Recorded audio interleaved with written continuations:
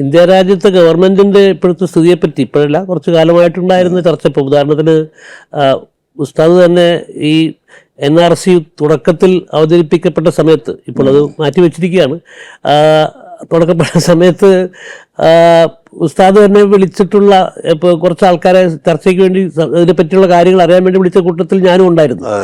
അപ്പം അന്ന് നമ്മൾ സംസാരിക്കുമ്പോൾ ഉസ്താദിനോട് ചോദിച്ച ഒരു ചോദ്യം എനിക്ക് ഇപ്പോഴും നല്ല ഓർമ്മയുണ്ട്.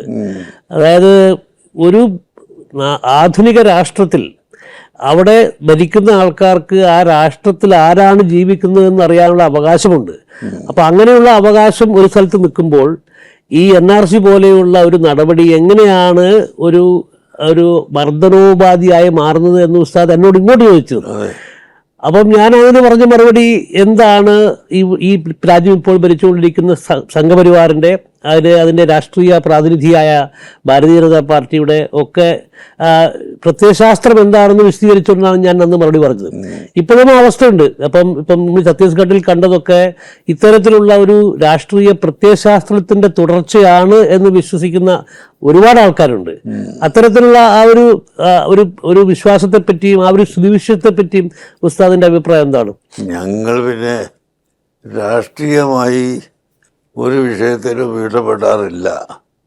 രാഷ്ട്രീയം അത്ര വലിയൊരു രോഗമാണ്. രാഷ്ട്രീയം പിടിപെട്ടാൽ മറ്റുള്ള രോഗികളെ എല്ലാം കാണാൻ പ്രയാസമാകുന്ന ഒരു രോഗമായിട്ടാണ് നമ്മളിപ്പോൾ കാണുന്നത്. അതുകൊണ്ട് ഞങ്ങൾക്ക് ഈ എളിയ പ്രവർത്തനവുമായിട്ട് ഇവിടെ തന്നെ പാവപ്പെട്ടവർക്ക് വല്ല സഹായം ചെയ്തു കൊടുത്ത് അവർക്ക് വല്ല വിദ്യാഭ്യാസവും ഉണ്ടാക്കി കൊടുക്കുക, അതിനുള്ള പ്രവർത്തനം എന്നല്ലാതെ രാഷ്ട്രീയത്തിൽ ഞങ്ങൾ ഇടപെടാറില്ല. ഇവിടെ തന്നെ ഞങ്ങൾ ധാരാളം ബോർവെല്ല് ഉണ്ടാക്കി കൊടുത്തിട്ടുണ്ട്. അതിൽ നോൺ മുസ്ലിമും ഉണ്ട്. വെള്ളമില്ലാത്ത സ്ഥലത്ത് ഒരു കിണറുണ്ടാക്കി കൊടുക്കുക, ഇതാണ് ഞങ്ങളുടെ ലക്ഷ്യം. അവിടെ ആരാ കുടിക്കുന്നത്, മുസ്ലിമാണോ അല്ലേ എന്ന് ഞങ്ങൾ നോക്കാറില്ല.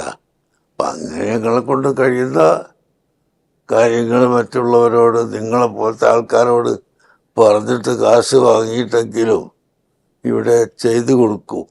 അതിന് രാഷ്ട്രീയം നോക്കിയാൽ ശരിയാവില്ല എന്നാണ് ഞങ്ങളുടെ വിശ്വാസം. അതുകൊണ്ട് ഞങ്ങൾ ഈ വിഷയത്തിലും രാഷ്ട്രീയമായി ചിന്തിക്കുകയോ പറയുകയോ ചെയ്തിട്ടില്ല. ഇത് ചെയ്യാനും ഉദ്ദേശിക്കുന്നില്ല.